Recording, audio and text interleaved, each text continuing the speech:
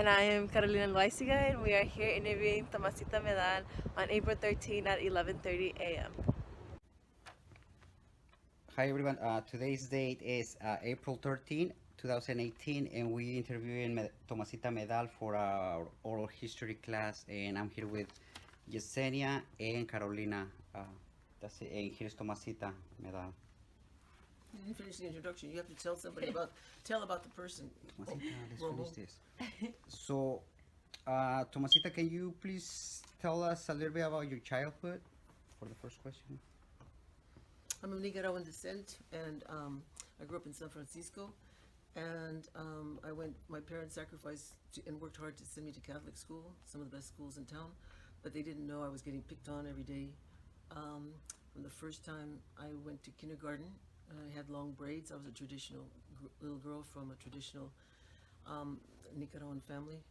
Not the kind that puts on makeup and cuts their hair, but the kind that keeps their hair long and keeps their traditions. And so I walked into kindergarten room, the schoolyard, the first day, and of kindergarten, and somebody just came up and slammed me against the wall and sat on me, while my mother was still watching from the entrance to the schoolyard. And so that was the beginning of my 9 years of suffering at St. Anne's Grammar School, and 4 years of being an outsider at St. Rose Academy. But my family and I have the philosophy of to excel is success is the best revenge. So I studied very hard. I gave piano concerts, and I was at the top of the class all the time. But when I was having spelling bees, it was always down to, they called me the Mexican even though I'm Nicaraguan. And then, because I had my long braids, I was traditional. And then there was this white girl that was an Irish girl, and she was the great white hope against the Mexican. So every 6 weeks there would be a spelling bee, and it would be down to Maureen O'Neill and myself. And if I won, the whole class would boo. That's 49 kids booing me. And if I won, they booed, and if I lost, then they would cheer. So that's how my childhood was, and that was formative to me, because the racism of the Irish kids and the Italian kids, who were the children of the police department and the Sunset Scavengers, which was all Italians in those days. And so that's what formed me as an activist, because the brutality of their hatred, their racist hatred against me, just made me an activist. However, because of the fine traditions of my family, instead of being destructive or self-destructive about it, I just excelled more, because that's our style of showing our equality. My auntie used to say, in order to be equal, you have to be the best. So that was easy, because they... So our second question is, at what point in your life did you realize you wanted to help your community? I always wanted to help my community from the time I was a little girl. And when my father died and I saw the power that the judge had, I realized I wanted to become the first Supreme Court justice, woman justice of the. I wanted to be the first woman on the Supreme Court, and I wanted to be a lawyer and a judge, which is why I took the name Tomasita in confirmation after St. Thomas More, who was the Lord Chancellor of England. He was in charge of the legal system, and he was known as the only honest man in England, but he was also very progressive. He treated his servants and his daughters as well as he treated his sons. And so, because he put his idealism into practice, he was my patron saint in that religion, even though I knew I was indigenous. And I took confirmation very seriously, because I knew that my people had a ceremony of transition from childhood to adulthood, but like otherwise known as the Vision Quest, and we take a new name from your vision. But since I didn't have a way of getting to my ancestral religion at that time, I substituted confirmation as my rite of passage, and took the name of Thomas More, because he was someone whose ideals my ideals concurred with. Mm-hmm. And these questions is almost repeating. I'm almost repeating the same question, but where do you think the law?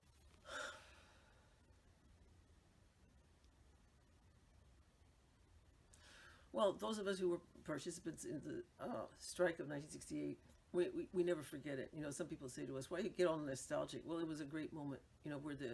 Where the young people, the students combined, united with the faculty, united with community supporters from all over the state of California, over the concept of having a department, having a school of ethnic studies that told the story of the people of color from the people of color's viewpoint.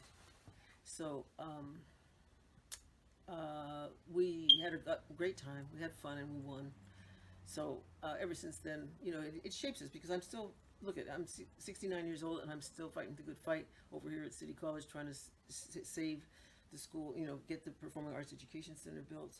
And, the most of the trustees, except for John Rizzo, have betrayed the trust of the people that just voted them in. They claim they're progressive, but they're not defending the rights of the students. And this big developer, there's these backroom deals with that Ed Lee ordered the planning department to give this land, and they're giving it to this rapacious developer that it started out at 500 units, and now it became 1,300 units. And then at the hearing, Supervisor Malia Cohen said, "Why not make it 5,000 units? Can you imagine 5,000 living units on that little football-sized field that used to be, that is the parking lot that the students use to access their education, because they are working class students that have to drive to class, snatch a class, and get back to work and family. So it's going on, and the city doesn't know about it, and we're trying to do something about that. Okay, you can shut it off for a second. Funding of ethnic studies at SF State. I feel very pleased and proud, but I'm also very disappointed that we worked so hard and so many people did a year in prison, and then they changed the name of Black Studies to Africana Studies. They changed the name of La Raza Studies to Latina Studies, and now it looks like they're going towards Latinx Studies. It sounds like Kleenex Studies. And the whole point is getting lost of what we fought for. We didn't fight to be palatable to other universities. That's the excuse that's been given to us, that across the country people don't know what Raza Studies is, and maybe it sounds too assertive, and so they change it to Latino /O. We were making a statement. We weren't kowtowing to the system. That was the whole point of the department. So everything that we worked for, it got dissolved because the people who are the faculty did not fight for the department. They weren't there. They didn't do time. They just came in and reaped the fruits of our labors. And I was coordinator of legal defense for the entire strike. So the way that happened was when people started getting arrested, we used to have our coordinating meetings, the coordinators of the strike, the leadership. We used to have meetings in somebody's apartment every night, to plan for the next day. And so one day, the Black Student Union was meeting in these little Quonset huts that we had before there was the student union, and the leadership of the Black Student Union came out, and the tactical squad, which had been created by Mayor Alioto, where they had these big helmets and they had these big long sticks, and they were waiting for the Black Student Union leadership when they came out of the huts. And then Nesbitt Crutchfield was the spokesman for, he was an Air Force veteran working on his master's in business, and he came out and he, wore glasses, and I remember they just started hitting him, and he just fell to the ground. His glasses were sprayed and splayed on the ground, and we all just ran from the tactical squad. And so that night, I think they arrested him. They had arrested a few people, and so that night they said, okay, we better have a legal defense. Now we need a legal defense committee. We need to get lawyers. We need to, raise bail. And so I raised my hand. I said, well, I could do that because I wanted to be a lawyer. Remember, I wanted to be the first woman Supreme Court justice, and so I raised my hand and offered to coordinate the legal defense committee. And then an Asian brother and African American brother also, coordinated at the beginning. And so we went to a liberal priest, and he let us use the basement of Sacred Heart Church for the headquarters of the San Francisco State Legal Defense Committee. But it grew, and more and more people got arrested. And then the day that Sam Hayakawa, who had been appointed by Governor Reagan to be the president of the university, the day that we called for a statewide show of support of the issue of having a school of ethnic studies, people like school teachers and good-hearted people from San Diego, Los Angeles, Fresno, Sacramento, all over the state of California came to show support for the concept of a school of ethnic studies. And that's the day that Hayakawa ordered everybody surrounded and arrested. So it was about, I forgot now, between 500 and 600 people, 468 people were arrested that day. And they were arrested on illegal assembly, resisting arrest, and inciting a rioters. I mean, those were the three charges they put on everybody. And so every Friday night I used to, by this time I was pretty much the coordinator, and I used to hold a defendants meeting in the basement of Sacred Heart Church. And So that Friday, the place was packed, and so some white guy from SDS stood up and said, we should have a mass trial. We should, educate the people politically, have the trial down at the Opera House. And I said, because I was thinking strategically long term, I said, no, each person, when you get arraigned on Monday, you demand an individual trial. Because my goal was, so the Black Student Union came and stood behind me because he was getting kind of rude. And the Black Student Union Central Committee came and stood behind me, and they said, no, it's going to be the way Tomasita says. It's going to be everybody on Monday demand an individual trial. It's 468 people. Okay, so then what happened was that the following Monday, when they arraigned these 468 people, each person said, I demand an individual trial. So the way they solved it was that they tried them in groups of 10. Okay, so that's 47 trials. It took 2.5 years. They used up every courtroom in City Hall, the upper floor, one of the upper floors of City Hall. They tied up all the courtrooms, and they had these. Would you please take care of that? They had these trials, and the tragic thing about that is that there were people of different, different people had done different things, and But anyways, a lot of people ended up doing a year in prison for their role. If they were leaders in the strike, they did at least a year in prison.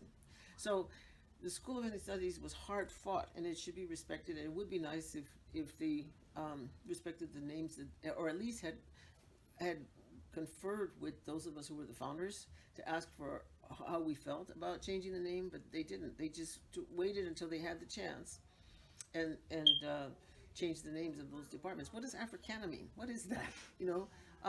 Whereas Black Studies makes the statement part about San Francisco. Oh, but okay, I want to go finish the answer on that question about. Okay, so now you can record. Yeah. Okay, so finishing about the strike. So the 468 people that were arrested. In addition, almost 700 people were arrested in total. But after the ones that were the other, let's see, 500 from anyway, like the other 300 people, those were people who got arrested on individual like felonies and stuff. And like, for example, there was a man that was visiting from Ohio, and he was just standing on the library steps. And then the police charged everybody. This was on a different day, and they just went up to him and they just beat him with sticks, and they broke his, just what they did, the same thing they did to Dolores Huerta, broke his ribs and then punctured his spleen. So that's why our legal defense committee had different components, including photographing people to take evidence of the brutality that had been exercised upon him by the San Francisco police.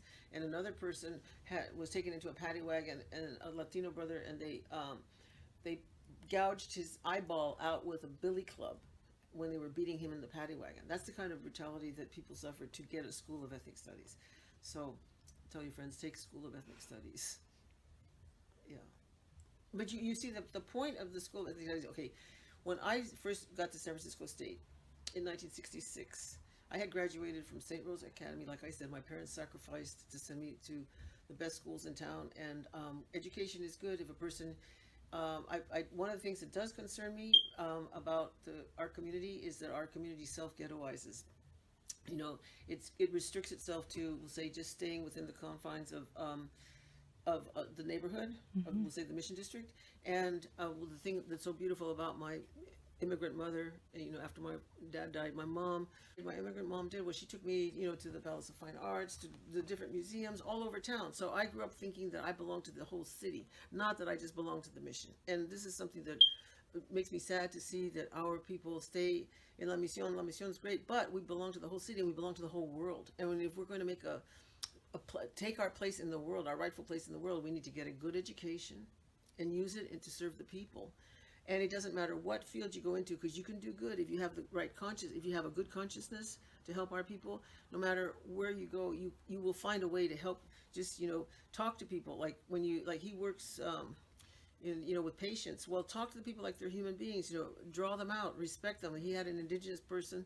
And he was telling me, "Oh, I had an indigenous." Well, yeah. Well, talk to him and tell him you're beautiful. It's beautiful to be indigenous. You have tell our children, tell our people you're beautiful at every opportunity. Because I told a young lady, a wonderful Aztec dancer, one time. She was 11 years old. She was the most beautiful dancer there. I went up to her after rehearsal. We were. It was a big ceremony in Los Angeles, and I said to her, Tonatine, you're very, very beautiful. You can be anything you want to be. And then later, when she won the Best Actress award at the American Indian Film Festival, she said, you know, Tomasita, you had a great influence on helping me become this, because when you told me I was beautiful, it was the first time in my life anybody ever told me I was beautiful. So please, in closing, one of my messages is, tell our nuestra gente they're beautiful all the time, and don't drink soda, and no fried food, no sugar, you know, no anything. If it's packaged, it's not direct from Mother Earth. It's not good for us. And for the ladies, you know, when you're on your special time, no cold drinks, no animal products for 2 days before, and then for at least 4 days during, and you will see a huge difference in how you experience it, because at that time you're in a time of purification, and your body is eliminating life forces, and it's counterintuitive to put dead animal flesh into your body when your body is heated up, aligned with the moon, eliminating life force. So take good care of yourselves, and thank you for coming and interviewing me.